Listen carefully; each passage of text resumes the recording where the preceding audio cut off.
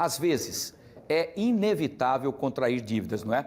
Mas o problema acontece quando as dívidas se tornam impagáveis e passam a ditar o nosso futuro quando elas se tornam tão grandes que é impossível conseguir pagar.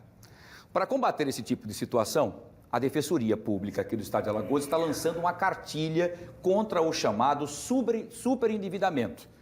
E é sobre esse assunto que nós vamos conversar a partir de hoje com a nossa querida Defensora Pública do Consumidor, doutora Norma Sueli Negrão, que fazia tempo que não tinha vindo aqui, está já conosco aqui em nossos estúdios, e a gente quer descobrir algumas dicas para evitar entrar nessa furada.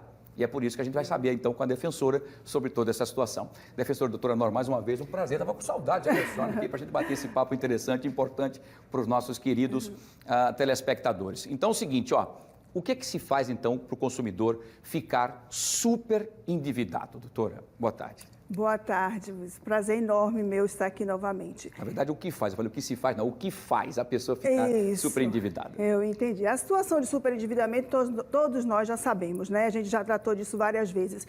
É aquela situação em que o consumidor ele não mais tem condições de gerenciar o seu salário, ou seja, o seu salário, o fruto do seu trabalho, ele está comprometido com dívidas. É aquilo que a gente chama mais ou menos, tem chamado de uma escravidão moderna, porque a pessoa trabalha, recebe o seu salário e o banco, por conta de dívidas, chega lá e se apropria de tudo. A pessoa pouco pode gerenciar a sua vida financeira.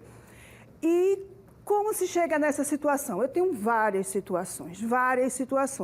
A gente tem no nosso país, infelizmente, a gente tem uma população que tem um salário muito aquém, né, das suas necessidades, das suas reais necessidades, suas e de sua família. Então, muitas vezes, muitas famílias são levadas, em razão dessa necessidade premente, a fazer do crédito uma extensão do salário. E isso, infelizmente, é uma causa, a gente tem visto, é uma causa que leva, mais cedo ou mais tarde, ao superendividamento. Mas pouco se engana quem acha que só as pessoas mais simples financeiramente podem se tornarem superendividadas. A gente viu que qualquer situação, qualquer classe social, ela pode sim vir a se tornar uma pessoa superendividada. A gente tem a falta de conhecimento, é uma relação muito difícil, relação consumidor e crédito bancário. É uma relação que ela envolve diversos conhecimentos, entre eles matemática. Matemática e não a matemática simples, a matemática financeira. Muitas vezes a pessoa vai buscar um crédito, qual é a preocupação hoje da grande maioria, eu diria você 99% das pessoas? Se aquela parcela cabe no bolso. Então, ela não está preocupada com o que ela vai pagar. Ela quer saber se a parcela cabe no bolso. Isso é um grande erro. Por quê? Porque, às vezes, a quantidade de tempo torna um crédito muito caro. Então, essa falta de conhecimento, essa falta de habilidade com um produto, né? O crédito é um produto muito difícil de lidar. Então, a gente tem isso, a gente tem o assédio ao crédito, né? As pessoas em casa, no celular, recebendo telefonemas. Olha, você tem um crédito aqui, olha, você tem um troco. As facilidades, o que eu chamo de irresponsabilidade nesse acesso ou oferta de crédito. O encantamento, né, do campo da sereia para o crédito, né? Todos nós hoje, independentes, trabalhadores, a gente tem uma necessidade. E aí, às vezes, aí é aquele assédio, a pessoa está lá quietinha, aí é aquele assédio do crédito. Então, eu tenho diversas situações. E uma outra situação, infelizmente, até psicológica mesmo, é psicologia comportamental.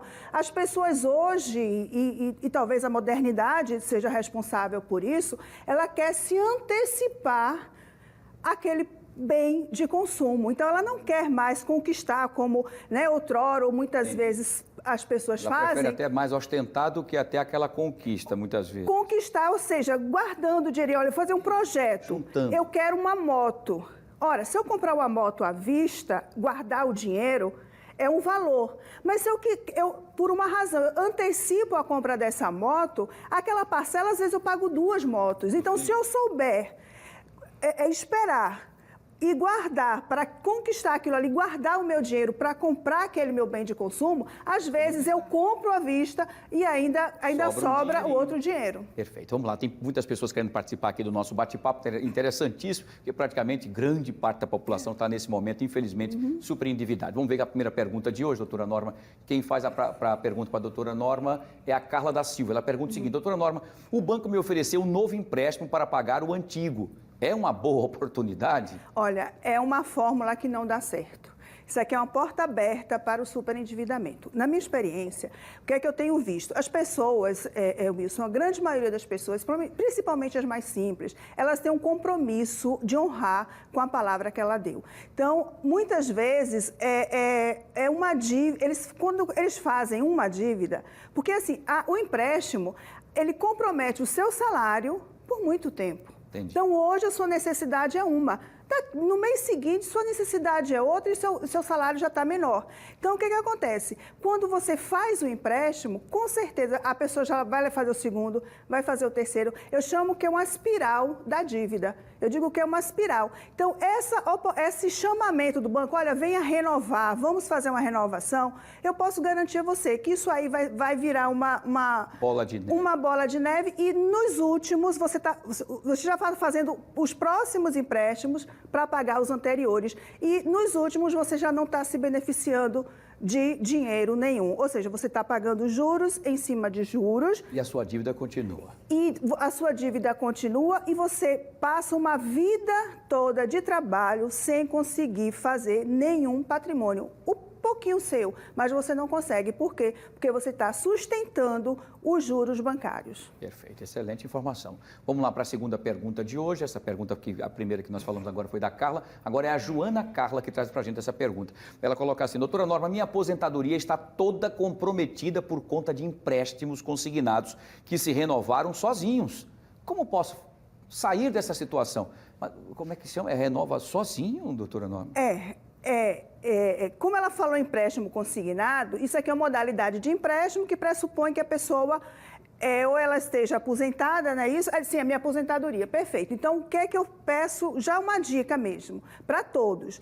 Se for no INSS, né, essa aposentadoria ou em qualquer outra instituição, imediatamente vai na sua agência de aposentadoria, a chamada APS, né, Agência da Previdência Social, ou outra instituição, e já bloqueia, existe esse serviço de bloqueio de novos empréstimos, Ou seja, a partir dali, ela vai pedir o extrato de consignações, ela falou empréstimo, e pedir o extrato dos créditos.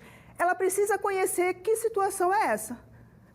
Já bloqueou, porque a gente sabe, Wilson, e aí aqui todos sabemos, que existe uma quadrilha aí que ela está, conhece, recebe, ninguém sabe de que forma, os dados das pessoas aposentadas e as pessoas estão fazendo empréstimos para outras pessoas, né, indevidamente. Então, ela bloqueia e vai estudar quem está fazendo isso e buscar judicialmente esse. Doutora Norma, deixa eu só querer te interromper, já te interrompendo, porque nós vamos agora direto para a informação importante que acabou de chegar aqui para a gente. Deixa eu trazer de volta a nossa querida doutora Norma Negrão, se assustou com a nossa informação, doutora, que chega toda hora, então nós temos esse compromisso com a informação, mas a senhora relatava em relação, só para a gente poder concluir, sim. Da Joana Carla, que perguntava sobre a questão da renovação automática dos empréstimos consignados. E a senhora citava sobre uma quadrilha que age se aproveitando da boa-fé das pessoas, é isso? Isso, o que pode estar acontecendo é esse empréstimo estar sendo renovado sem a vontade dela, né? Isso sem ela expressar nenhuma vontade. E aí, o que a gente chama de renovação, recebe uma pouca quantidade e aí ela vai ficar isso se renovando ad eternamente. Então, é preciso que ela compareça no instituto dela, né? Se for INSS, numa APS, numa agência da Previdência Social, para cancelar renovações de empréstimo consignado. A pessoa cancela.